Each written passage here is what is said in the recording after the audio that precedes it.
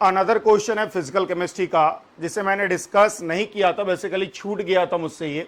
तो इस क्वेश्चन को हम लोग कर लेते हैं। सिंपल सा सरफेस केमिस्ट्री का सवाल है और कह रहा है कि measuring zeta potential is useful in determining which of the following property of colloidal solution. तो जीटा पोटेंशियल जो कि बहुत इंपॉर्टेंट होता है, जब भी मैं आपको सरफेस केमिस्ट्री पढ़ाता हूं, जीटा पोटेंशियल या इसी का दूसरा नाम है इलेक्ट्रोकाइनेटिक पोटेंशियल, तो मैं बताता हूं कि ये बहुत इंपॉर्टेंट पॉइंट है और इसको पूछा जा सकता है। होता क्या है जीटा पोटेंशियल? होता ये है कि मान लिया आपके पास एक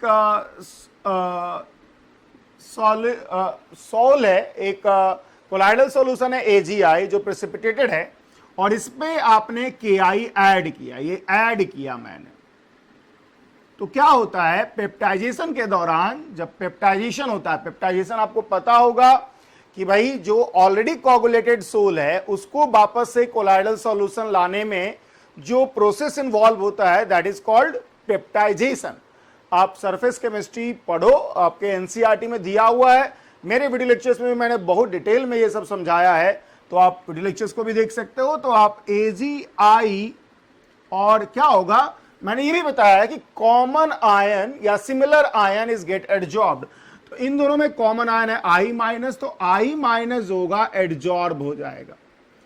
अब I माइनस एडजॉर्ब हो गया, माइनस एडजॉर्ब हो गया, तो प्लस कहां होगा? प्लस इसके बगल में ही होगा। मतलब सिचुएशन ये है कि AgI अगर एक सोल पार्टिकल है, कोलाइडल पार्टिकल्स है, तो I माइनस इससे हो गया एडजॉर्ब्ड, I माइनस इससे हो गया एडजॉर्ब्ड। क्लियर है? और K प्लस जो है, K प्लस जो है इसके माइनस के बगल में प्लस रहेगा, K प्लस जो है इसके बगल में लाई करेगा। तो इस तरह से आप देख सकते हो आपको दो लेयर ऑफ चार्ज हो चुका है।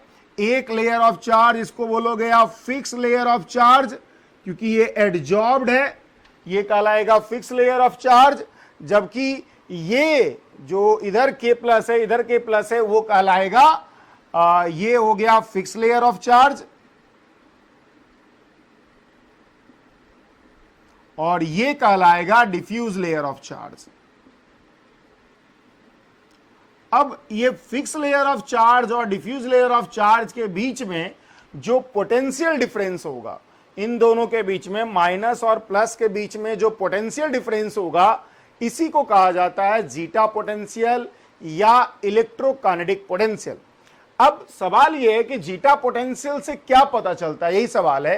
तो देखिए, जीटा पोटेंशियल बेसिकली कितना आयन एडजॉर्ब हुआ है और कितना आयन डिफ्यूज है इसके बारे में बता रहा है।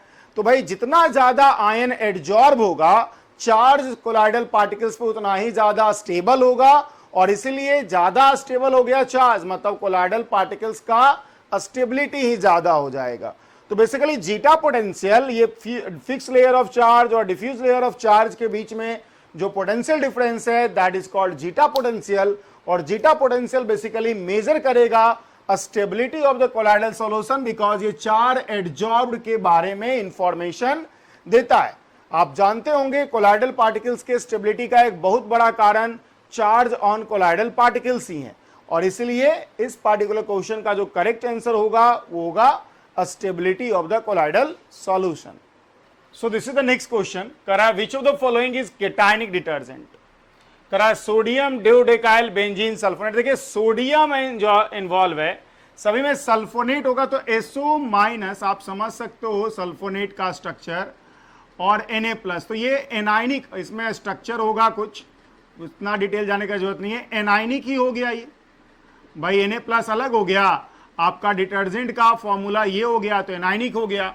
यहां भी आप वही सिचुएशन है, सोडियम स्टेरेट, यहां भी वही सिचुएशन होगा। यहां पे देखिएगा अमोनियम कुछ कह रहा है, अब यहां पे स्ट्रक्चर कुछ होगा, इसका सेटाइल ट्राइमिथाइल का कुछ स्ट्रक्चर होगा जिसमें हम नहीं जा रहे हैं, और Br माइनस, तो ये आपका हो गया केटाइनिक फॉर्म, और यही जो है यहां पर डिटर्जेंट के रूप में वर्क करेगा। डिटर्जेंट का मतलब हुआ आपका ऐसा जो कंपाउंड हो जो कि सरफेक्टेंट मॉलिक्यूल की तरह हो। आप इस सवाल को आप सरफेस केमिस्ट्री का भी सवाल मान सकते हो। तो देखिए इसलिए मैंने जो पहले क्लास में एनालिसिस किया था पेपर का, उसमें बोल रहा था कि जो मैंने डिस्ट्रीब्यूशन किया है क्वेश्चंस का फिजिकल, ऑर्गेनिक, इनऑर्गेनिक में, उसमें एक दो क्वेश्चन आगे पीछे हो सकता है, क्योंकि कुछ लोग इसे सरफेस केमिस्ट्री का सवाल मानेंगे। मैं भी यही मानूंगा, सरफेस केमिस्ट्री का ही सवाल इसे ज्यादातर माना जाएगा।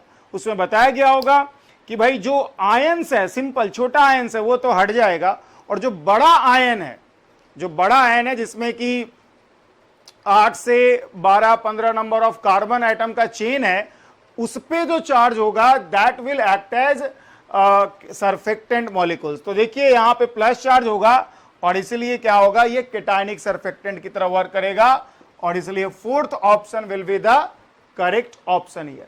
यहां गौर कीजिएगा, डिटेल स्ट्रक्चर जानने का जरूरत नहीं है। आप देखो सल्फोनेट है, सल्फेट है, सल्फोनेट है, स्टेरेनेट है सोडियम के साथ, इसका मतलब है कि एनायनिक होगा।